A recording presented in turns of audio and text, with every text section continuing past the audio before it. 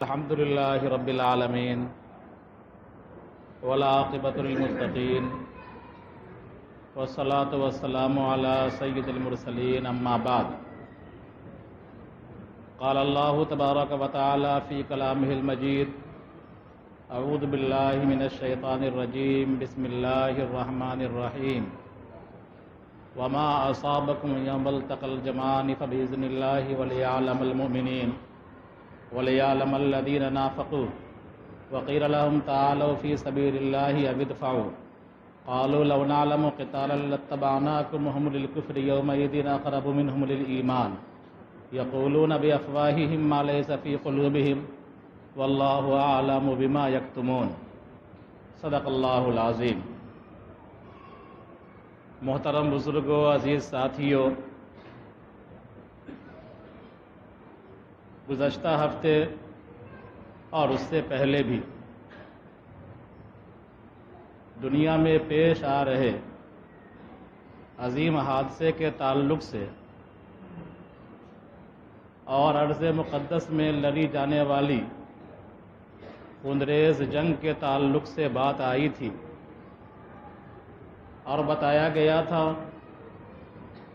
کہ فلسطین کی سرزمین جس کو ہم ارض مقدس کہتے ہیں، مسجد اقصیٰ والی سرزمین، اس سرزمین پر تاریخی اعتبار سے بھی مسلمانوں ہی کا حق ہے، سیاسی اعتبار سے بھی مسلمانوں ہی کا حق ہے اور سماجی اعتبار سے بھی مسلمانوں ہی کا حق ہے۔ اس سلسلے میں بات آئی تھی آپ حضرات کے بیچ۔ آج ہم قرآن شریف کے دو مقامات کا صرف ترجمہ اور مختصر تشریح پیش کرنے کی کوشش کرتے ہیں، جس سے ہم کو بہت ساری چیزیں معلوم ہو جائیں گی۔ قرآن کریم میں دوسرے پارے میں ایک مکمل رکوع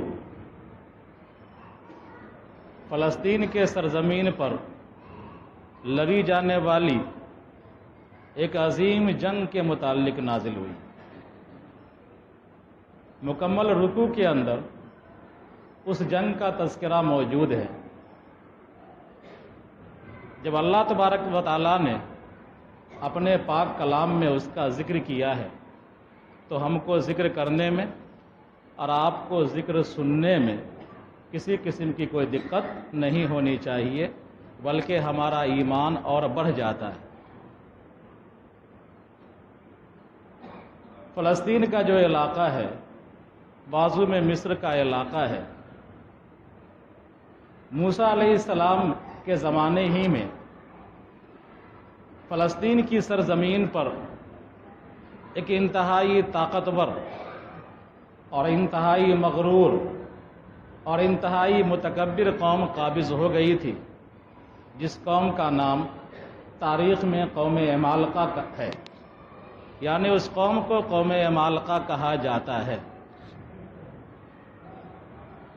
ڈیل ڈول میں، قد و قامت میں، ہتھیاروں میں، سامان حرب و ضرب میں وہ قوم بڑی فائق تھی، حتیٰ کہ موسیٰ علیہ السلام کو جب اللہ تبارک و تعالیٰ نے حکم دیا کہ اپنی قوم کو لے کر کے، ایمان والے بندوں کو لے کر کے ارض مقدسہ میں تم داخل ہو جاؤ اور جو قوم آباد ہے اس سے جنگ کرو، تو موسیٰ علیہ السلام پر جو ایمان لانے والے لوگ تھے اس میں بہت سارے بھٹکل ایمان اور کمزور لوگ تھے۔ انہوں نے کہا کہ ہم وہاں کیسے داخل ہو سکتے ہیں، وہ لوگ بڑے جنگجو ہیں، بڑے لڑاکو ہیں، بڑے طاقتور ہیں۔ انہوں نے جنگ لڑنے سے انکار کر دیا۔ ارض مقدس کی بازیابی ایمان والوں کو نہیں ہو سکی۔ اس کے نتیجے میں 40 سال وادی تیہ میں، جو سینا کا علاقہ ہے، اس وادی تیہ میں 40 سال یہ لوگ بھٹکتے رہے۔ بہرحال موسیٰ علیہ السلام کا زمانہ گزر گیا، جو سرے قسم کے لوگ تھے وہ بھی دنیا سے ناپید ہو گئے۔ اللہ تبارک و تعالیٰ نے ایک پیغمبر بھیجا جن کا نام تھا حضرت شمویل، بعض لوگ کہتے ہیں کہ حضرت شمعون۔ یہ پیغمبر اپنے ماننے والوں کو ہدایت کی تعلیم دیتے رہے، لوگوں کو سمجھاتے رہے۔ جب ان کے اندر احساس ایمانی بیدار ہوا تو ان لوگوں نے اپنے نبی سے درخواست کیا کہ ہماری سرزمین پر دوسرے لوگ غالب ہیں، کیوں نہ ہمارا ایک سردار منتخب کر دیا جائے، ایک بادشاہ منتخب کر دیا جائے، اس بادشاہ کی سربراہی میں ہم اس قوم سے جہاد کریں گے اور اپنی کھوئی سرزمین واپس لیں گے۔ حضرت شمویل نے یا حضرت شمعون نے قوم کی درخواست کو قبول کرتے ہوئے ایک بادشاہ نامزد فرمایا جس کا نام تھا طالوت۔ حضرت شمعون نے کہا کہ اللہ تبارک و تعالیٰ نے طالوت کو تم پر بادشاہ بنا دیا ہے، اس کی اگوائی میں تم جہاد کرو اور اس کی سربراہی میں تم لڑو اور ارض مقدس کو واپس حاصل کرو۔ چنانچہ حضرت طالوت جب بادشاہ بنا دیے گئے، قوم نے ان کو رد و قد کے بعد مان لیا کہ یہ ہمارے امیر ہیں، ہمارے بادشاہ ہیں، ان کی ہم اطاعت کریں گے۔ تو اس موقع پر ڈھیر سارے افراد کا مجمع ہو گیا۔ جب ایسا موقع آتا ہے تو ایک بھیڑ اکٹھی ہوتی ہے، بڑا مجمع ہو گیا، سب لوگ جہاد کے لیے تیار ہیں، ارض مقدس کی بازیابی کے لیے تیار ہیں۔ اللہ تبارک و تعالیٰ نے حضرت طالوت کو حکم دیا کہ تمہارے پاس جو ارد گرد فوج اور بھیڑ ہے، اس میں سارے لوگ مخلص نہیں ہیں، ان کی ایک آزمائش کر دی جائے اور اس آزمائش میں دیکھ لو کتنے لوگ کھڑے اترتے ہیں۔ سخت گرمی کا زمانہ تھا، پیاس کی شدت کا عالم تھا۔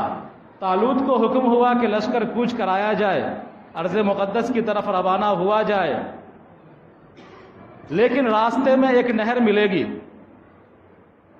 اس نہر کو پار کرتے ہوئے، پار کرنا ہے اس نہر کو، تاریخ نے، مورخ نے اس کو نہر اردن کہا ہے، تو اس نہر کو کراس کرنا ہے، پار کرنا ہے، لیکن کوئی آدمی اس میں سے پانی بھر پیٹ نہیں پیے گا، نہ اپنے جانور کو پلائے گا بھر پیٹ پانی۔ ہاں الا یہ کہ سخت پیاس لگی ہوئی ہے، گرمی کا زمانہ ہے، ایک آدھ چلو اگر پانی پی لے تو کوئی دقت نہیں۔ تو جو پانی نہیں پیے گا، پیاس کو برداشت کرے گا یا ایک آدھ چلو پانی پر اکتفا کر لے گا، وہی تمہارے ساتھ جنگ میں جا سکتا ہے، اور جو اس نہر کے آگے اپنا صبر توڑ دیں گے اور بھر پیٹ پانی پی لیں گے، سمجھو کہ وہ مخلص نہیں ہے، وہ تمہارے ساتھ جہاد میں نہیں جا سکتے۔ بہرحال جب طالوت لشکر لے کر کے روانہ ہوئے تو روانہ ہونے کے بعد نہر اردن آیا، اس کو کراس کرنے لگے، بھیڑ بڑی تھی، بڑا جتھا تھا۔ تاریخی روایات کے اندر آتا ہے کہ اس بھیڑ میں سے اکثر لوگوں نے اس نہر کا پانی پی لیا، سوائے 310 افراد کے یا سوائے 317 افراد کے۔ اتنے افراد صرف باقی رہے جنہوں نے یا تو پانی نہیں پیا یا پانی پیا تو شرط کے مطابق ایک آدھ چلو پانی پیا۔ حضرت طالوت نے سب کو چھاٹ دیا، 310 افراد یا 317 افراد جو تھے، ان کو لے کر کے قوم عمالقہ جو قابض تھی ارض مقدس پر، ان سے جنگ کے لیے تیار ہو گئے۔ اور اس کم پانی پینے والوں میں حضرت داؤد بھی تھے، جو داؤد پیغمبر بنے، اللہ نے ان کو بادشاہت دی، تو یہ حضرت داؤد بھی تھے، نبوت نہیں ملی تھی ان کو، ایک صالح اور متقی نوجوان تھے جو اس لشکر میں شامل تھے۔ بہرحال اللہ تبارک و تعالیٰ نے اس لشکر کے بارے میں کہا، کم من فئۃ قلیلۃ غلبت فئۃ کثیرۃ باذن اللہ، کہ بہت سی مرتبہ ایسا ہوتا ہے کہ انتہائی قلیل جماعت کثیر جماعت پر حاوی ہو جاتی ہے، بھاری ہو جاتی ہے۔ تو 310 افراد کے ساتھ یا 317 افراد کے ساتھ طالوت بادشاہ نے، جو ایک صالح بادشاہ تھے، نیک بادشاہ تھے، جن کو نبی کی دعائیں ملی ہوئی تھی اور اپنے اکابرین انبیاء کے تبرکات ان کے پاس موجود تھے، حضرت طالوت نے قوم عمالقہ جیسی جابر اور شرکس جو ہزاروں کی تعداد میں تھے، لاکھوں کے افراد میں تھے، قوم عمالقہ کو شکست دیا، اور اس کا جو بادشاہ تھا جالوت، حضرت داؤد نے ایک گوفن لیا جس کو بانس کا بناتے ہیں، اس میں گٹی پھنسا کر کے پھینکتے ہیں، اس کو گوفن بولا جاتا ہے۔ تو حضرت داؤد نے ایک پتھر گوفن میں ڈال کر کے اس جالوت بادشاہ کے سر پر دے مارا، پتھر لگا اور اس جالوت بادشاہ کا سر ٹکڑا ٹکڑا ہو گیا، پاش ہو گیا، اور اللہ تبارک و تعالیٰ نے ارض مقدس پر نبی کی سرپرستی میں، طالوت کی اگوائی میں ایمان والوں کو غلبہ دے دیا۔ اس سے آپ بہت کچھ سمجھ سکتے ہیں موجودہ وقت میں۔ میں نے ایک آیت پڑھی ہے، وما اصابکم یوم التقى الجمعان فباذن اللہ وليعلم المؤمنین وليعلم الذین نافقوا۔ یہ آیت جنگ احد کے تعلق سے، آپ جانتے ہیں کہ جنگ احد کا جو واقعہ پیش آیا ہے وہ سن 3 ہجری میں پیش آیا ہے۔ پہلی جنگ بدر ہے اور دوسری جنگ احد ہے۔ اس جنگ کے اندر کافروں کی تعداد بہت زیادہ تھی۔ مسلمان جو اول وہلے میں تیار ہوئے تھے وہ 1000 تھے، لیکن ان 1000 میں 700 ہی مخلص تھے، 300 افراد منافقین تھے جو ساتھ ہو گئے تھے لڑنے کے لیے مسلمانوں۔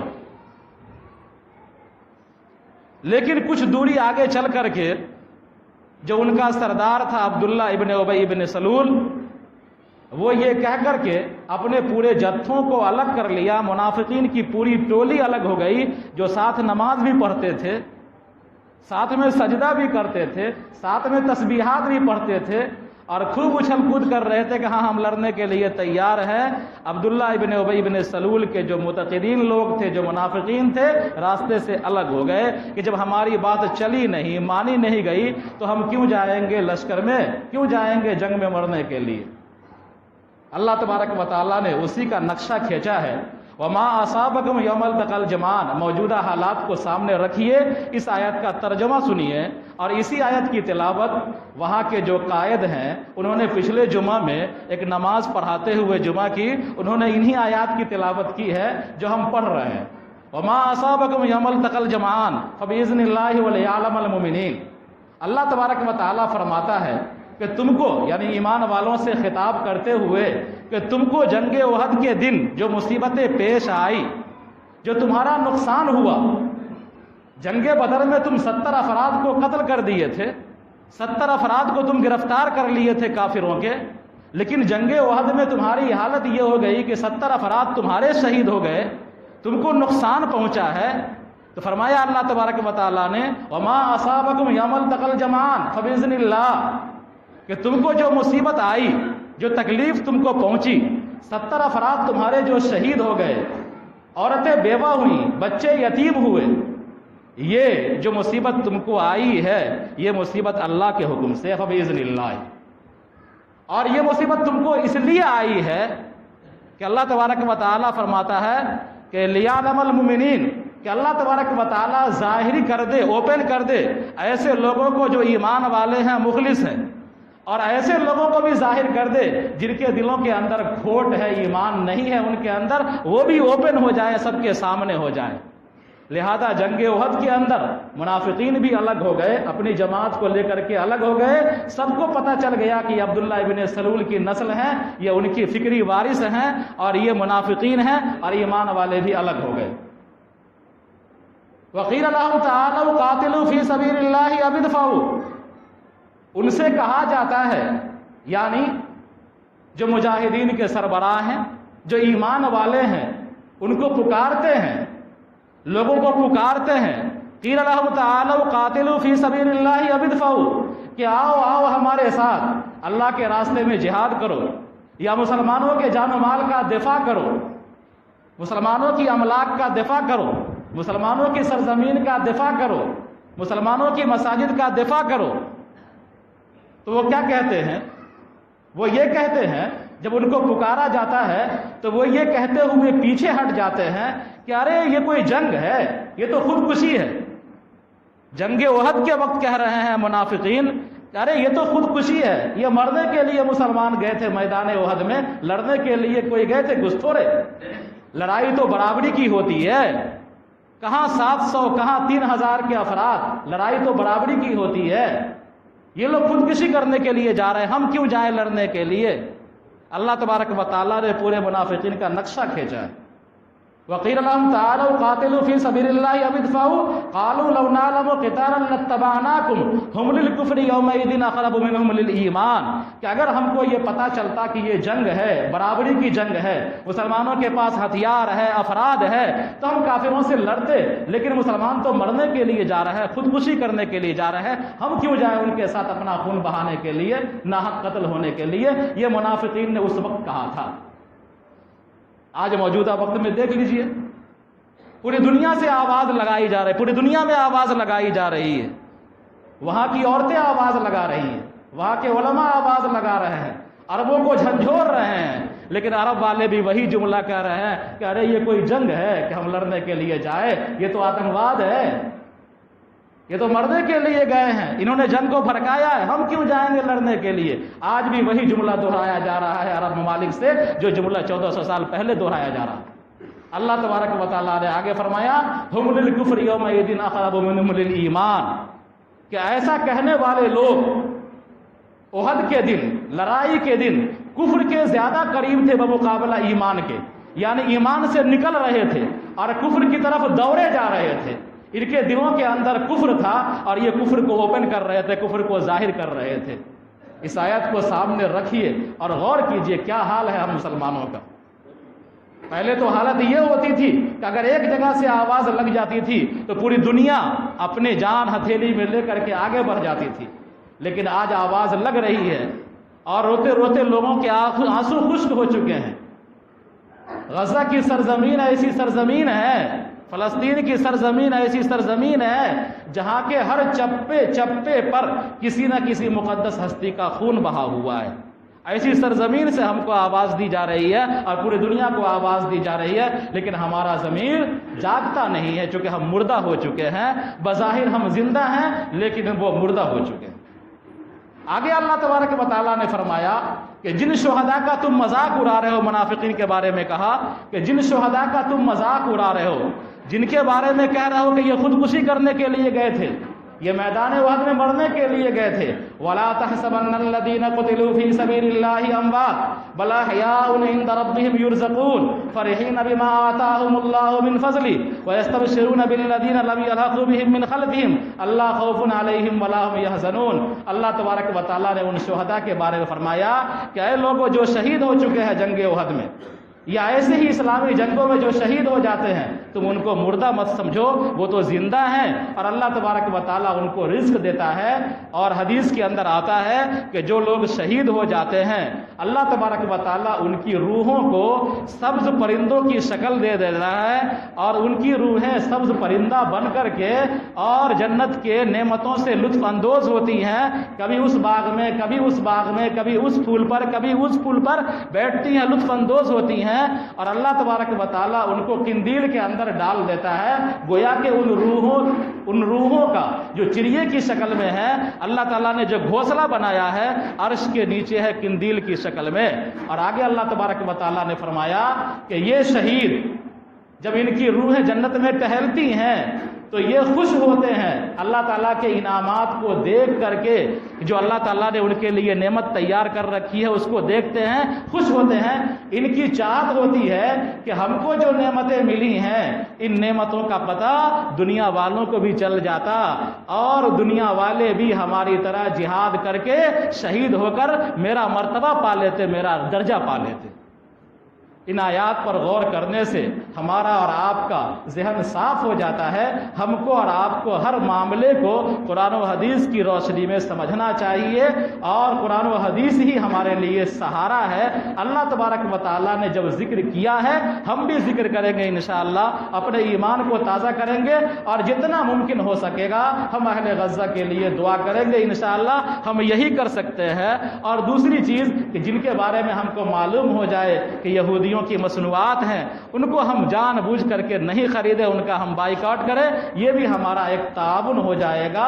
بہت سارے موبائل پر ایسے میسج آئے ہوں گے جن کو آپ جانتے ہیں، دیکھتے ہیں کہ فلاں فلاں سامان اسرائیل کی کمپنی کا ہے، اور یہ کمپنیاں اسرائیلی فوج ڈیفنس سسٹم میں چندہ دیتی ہیں اور انہی کے پیسے سے ہتھیار بنائے جاتے ہیں، اور وہ ہتھیار ہمارے بہنوں کے اور ہمارے بیٹیوں کے یا ہمارے بچوں پر اور ہمارے ماؤں پر اور ہمارے بزرگوں پر وہی ہتھیار استعمال ہو جاتے ہیں۔ تو کم سے کم ہم اتنا کر سکتے ہیں اور یہ کرنا چاہیے، یہ ایمان کا ادنا درجہ ہے۔ اللہ تعالی ہم سب کو کہنے سننے سے زیادہ سمجھنے کی توفیق عطا فرمائے اور عمل کرنے کی توفیق عطا فرمائے۔